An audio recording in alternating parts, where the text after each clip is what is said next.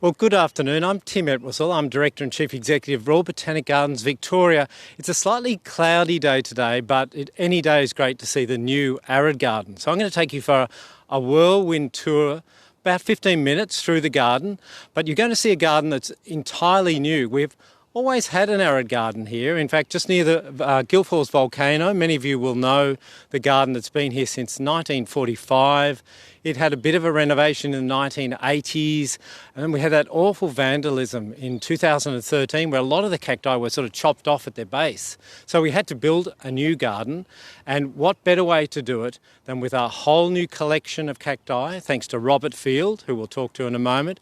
The design, the fantastic design flair of Andrew Laidlaw, who's done things like the Ian Potter Foundation Children's Garden. He's also done the volcano behind me as well, which you'd know, of course. And thirdly, a wonderful donor, Joan Darling, so generous, a friend of the gardens, has supported building this whole garden. So they're the lead players, if you like, in our story, but this is a real ensemble piece. So we're going to also talk to some of the horticulturists who put the plants in, the interpretation specialists who put the interpretation as well.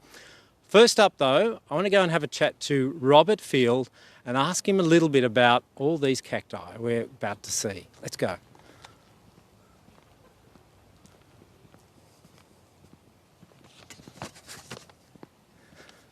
Now, Robert, great to see you. And I know you've spent a lot of time in this garden. I've seen you popping up, I think, ever since it was open. But cacti are a family passion, is that right? Too right, Tim. My dad started growing cactus just over 100 years ago, really 120 years ago, thinking about it now.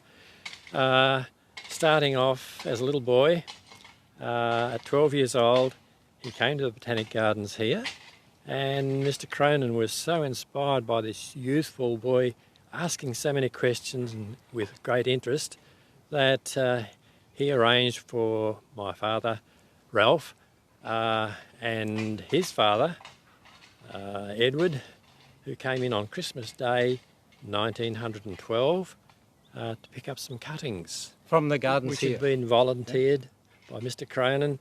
And they picked them up on Christmas Day and took them back. So I've got a diary entry of that at home, and that gives a little bit of clout and history of the start of Dad's interest in cactus. And so where did he get them from, though? Like, it's a huge collection, massive, and obviously mostly from the Americas, I guess. The interest sort of was very hard to cultivate because there was only one book written in English on how to grow them. It was an English book, and he used to be the only one who used to take the dust off it when he used to go to the Melbourne Library.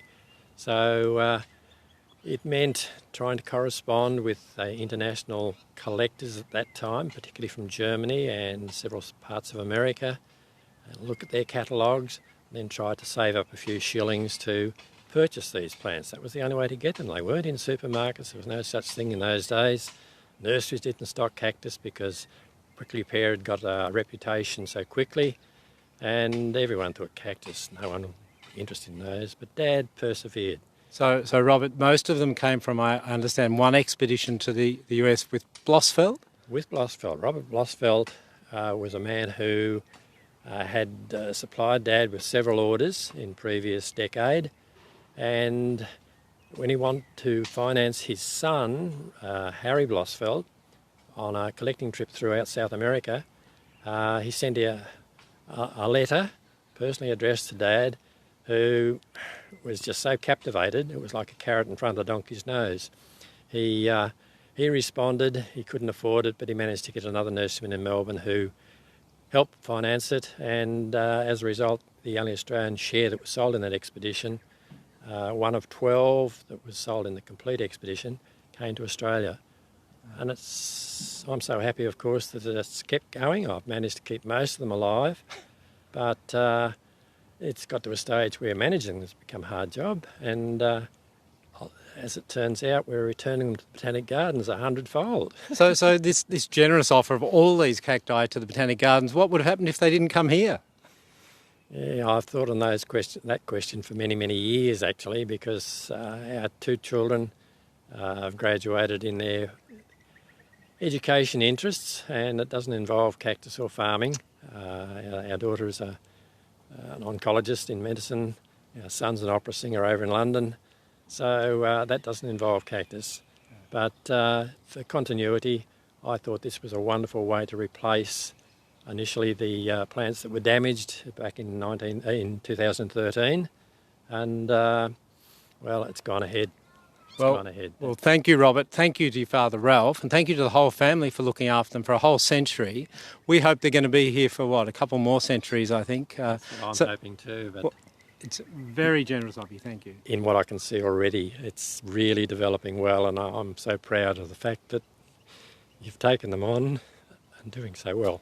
I look forward to seeing you here, not every day perhaps, but whenever you can make it in. Thank you, Tim. Thanks, Robert.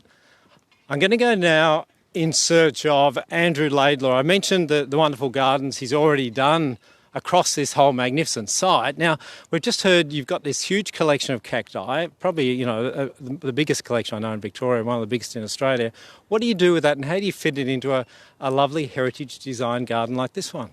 Good question, Tim, but this beautifully designed heritage garden does also include arid and succulent plants. And in fact, as early as the 1870s, Guilfoyle was using that sort of plant material because he'd noted certain parts of the gardens were very hot, and so he'd started to already plant those types of plants in some of these hotter, more exposed areas of the gardens.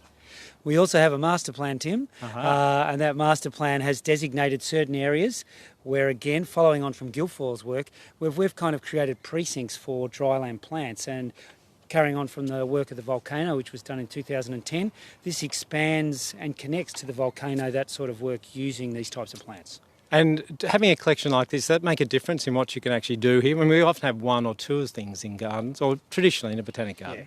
Look, this design's been really a focus on this collection, which is not like a lot of the designs we do, which is broader landscape, stand back and go, wow. This one is about where you can come into this space and actually look at all the different plants. So we have got lots of different plants here and we have grouped them together, but this is about really showing off this amazing plant collection. And what's the design? It looks a bit like an old-fashioned parterre. But very, very different to any cactus garden I've ever seen, or succulent garden. Yeah, but of course we know parterre gardens were designed for the kings and queens to take their entourage around and entertain them looking at plants. So this is a contemporary take on a parterre garden because it makes sense that people can wander all around here, almost get a little bit lost, but what the focus is looking inward, which is sort of, I think, a perfect way to design a garden for people to look at plants. And I do like the fact that there's these little sort of baby gardens and there's big gardens and fat gardeners, fat cacti as well. So there is a lot to look at and take in. And for you, which are the kind of plants that jump out at you? Yeah, well, look, it is great because people can really get in and have a really intense experience in there and then they can stand back. But what's extraordinary is about some of these amazing forms. And I suppose the one thing we did was try not to have too many different forms. So we've used numbers, but you'll notice in the central area there, that's the only bed where literally there is the large barrel cactus. And they sit there almost on their own. It's a little bit of relief and it's kind of the central point of the garden. Well, speaking of golden barrel cacti, let's go across and see one of the gentlemen who's actually brought these into the garden. Thank you, Andrew. Thank you, Tim. So these are massive plants, very old. Maybe Brett over here will be able to tell us exactly how old they are. But also I'm more interested, Brett, in how you would get a cactus like this into the garden.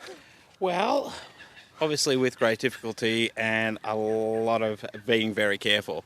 Well, these would be 80 plus years old, and honestly, I would say they could weigh up to 250, 300 kilograms. So very, very hard to move around. And not only heavy, but they've got those little things on the outside that don't look so friendly. No, not so friendly, but you can see those ones. It's the ones that you can't see, like on the Opuntias that are the scary ones. So if I can see the spike, I know what I'm looking for at least. So tell me how you actually get them in. I actually saw you here with a bit of your own invention. Tell us about that. The BK 2020. Oh, well, it was a combination of, because of COVID, we couldn't really work within 1.5 metres of each other. Plus, it was a tool to help lift really heavy material. So it's hard to explain really, but it was more a sort of wooden bracket kind of... It's like a stretcher, isn't it? A stretcher. A stretcher that you could put the cacti and the pot into position without actually manhandling the plant itself. Yeah. And again, you could cut the pot nearly halfway off once it was in the ground, just remove the pot, it was in position. So kept our distance, and it's sort of the weight distribution was a lot better using that. And are any of the other, like, do you do that with all of them, or are there other ways of getting some of these other big Not tall all ones? of it. Oh, we had so many different sort of methods. A lot of the very tall pole cacti, we had, what do you call it, like big pipe that we could actually put the pipe right over the plant, then carry them in that way. We used carpet, just strips of carpet, one person either side holding the carpet. Wouldn't damage the spines that way because it would just go straight through. And with these, for instance, we actually used a biodegradable hessian. So all we did was actually drag them into position with the hessian still left underneath. That way it will slowly decompose, be gone, saved us touching the plant, and kept the weight too, because all we had to do was drag instead of lift. So, look, a final question. Getting them actually from Robert Field's house to here, do you dig them up? Most of what you'll see is a lot of the column-like cacti were just cuttings, so literally just cut off. Yeah. These were dug up. Yep. But I would say 80 to 90% of the plant material you see here was probably just from pure cutting material that were grown in the nursery for 5 years now. Okay. They've grown very well. Just a snip. Just snip.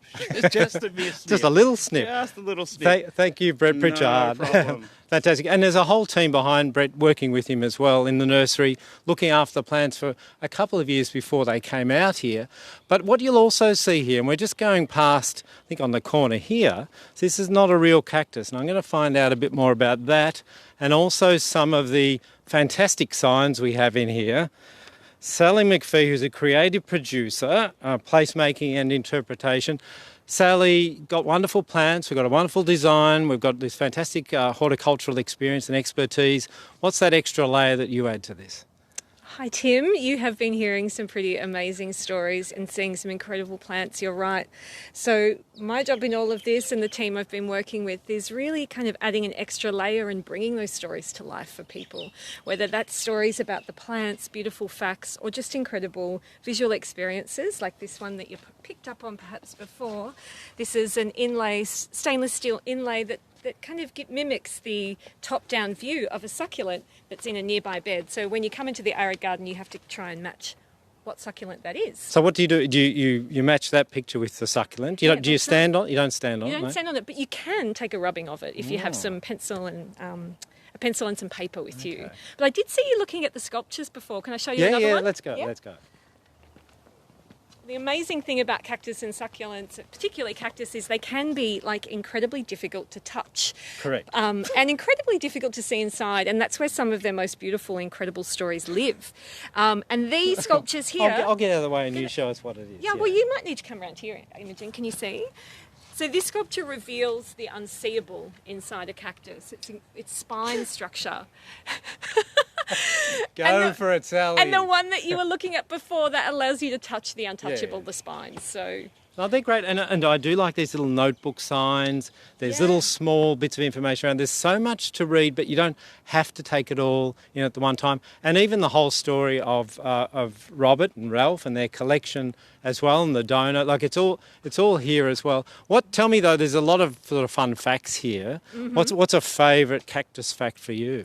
Well, it might be a little bit surprising, but my favourite cactus fact, because it did actually spur a lot of discussion during this whole project, is what is the plural of cactus?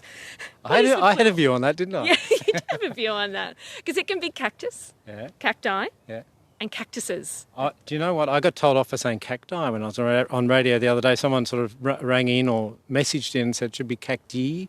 That's a more Latin way. So that's something I didn't know either. I'm going to take that one on board. That's my new favourite cactus fact. Thank you very much, Sally. Look, I think it's time to wrap up here. You've seen the garden, met just a few people and heard a few of the stories. And again, I'd like to thank Joan Darling, of course, for the wonderful donation, the collection from Robert Field, the design, Andrew Laidlaw, all the many people we've spoken to today.